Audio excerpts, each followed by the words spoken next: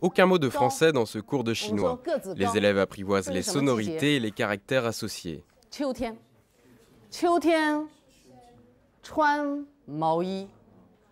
Dans l'Académie d'Orléans-Tours, Montargis est pionnière dans l'enseignement du chinois. Le premier cours a été créé en 2003 et depuis des liens se sont tissés, notamment avec l'université de Shanghai. Cette année, ils sont un peu plus de 200 à apprendre le mandarin, la plupart au lycée en forêt. Aujourd'hui, au programme pour ces premières, un cours en lien avec l'histoire de Montargis. Avec les élèves, c'est notre projet toujours pédagogique. Dès que première année jusqu'à la fin de l'année, on a toujours parlé de rappeler des histoires de Montargis avec la Chine.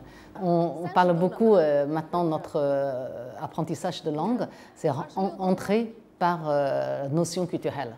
Donc ça, pour nous, c'est un privilège de l'histoire locale pour les élèves très intéressant. Cette histoire locale remonte aux années 20.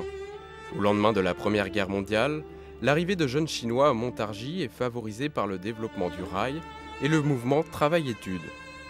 Jusqu'en 1927, 214 Chinois vont travailler chez Hutchinson, à l'usine voisine de Chalette-sur-Loing. La plupart à l'atelier de fabrication de bottes et de chaussures. Parmi eux, Deng Xiaoping, un nom qui résonnera beaucoup plus tard, en République populaire de Chine.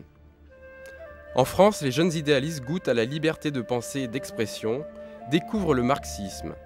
Pour échanger entre eux, ils se retrouvent dans le jardin public d'Urzy.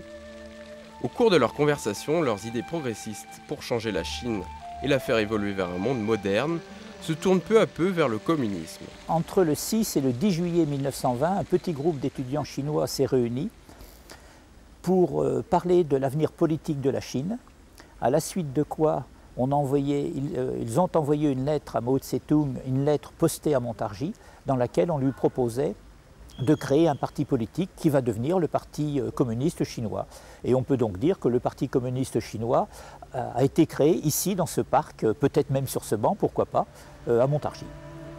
Lorsqu'ils viennent en France, les Chinois font un crochet par Montargis, une journée, pas plus, pour honorer la mémoire des pères fondateurs du communisme.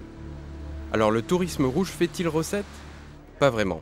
Ce sont surtout des délégations officielles de hauts fonctionnaires qui font le déplacement. En septembre dernier, c'est la vice-première ministre, numéro 3 du gouvernement chinois, qui est venue inaugurer la place Deng Xiaoping en l'honneur de l'ancien dirigeant. De cette histoire, il n'en reste que des vestiges. À travers la ville, un parcours commémoratif revient sur les traces de ce passé chinois.